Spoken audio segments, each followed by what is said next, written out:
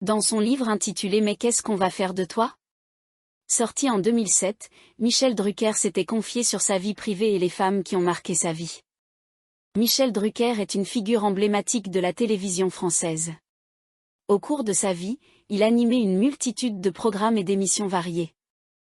Il a débuté sa carrière dans les années 1960 en tant que reporter et animateur, mais c'est en 1967 qu'il acquiert une véritable notoriété avec l'émission Champs-Élysées, qui met en avant des artistes et des performances en direct. Sa capacité à dialoguer avec les invités et à créer une atmosphère chaleureuse a fait de lui un animateur prisé. Au fil des ans, Michel Drucker a animé de nombreux programmes, notamment des variétés, des spectacles et des émissions de divertissement. Un de ses shows les plus célèbres est Vivement Dimanche, lancé en 1998, qui propose des interviews d'artistes et des séquences musicales dans une ambiance conviviale. Michel Drucker est également connu pour sa passion pour le théâtre et la musique et il est l'auteur de plusieurs ouvrages. Côté vie privée, le célèbre animateur n'a eu qu'une seule femme, la belle Dany Saval. Il l'a épousée à Las Vegas en juillet 1973. Mais avant de filer le grand amour avec l'artiste, il a côtoyé des gens plus âgés que lui, y compris les femmes. Dans son livre intitulé Mais qu'est-ce qu'on va faire de toi? Paru en 2007 aux éditions Robert Laffont, il s'est livré en toute sincérité sur le sujet. Avant même d'être majeur, Michel Drucker a dévoilé avoir eu des relations avec plusieurs trentenaires.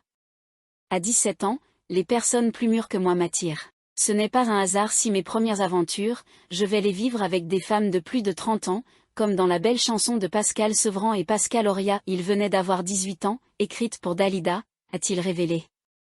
Ces relations lui ont beaucoup apporté comme il l'a révélé dans ses ouvrages. Je suis né en arrivant à la télévision à 20 ans. Elle aura été mon bac, mon université, mon agrégation, une école de vie et enfin une profession.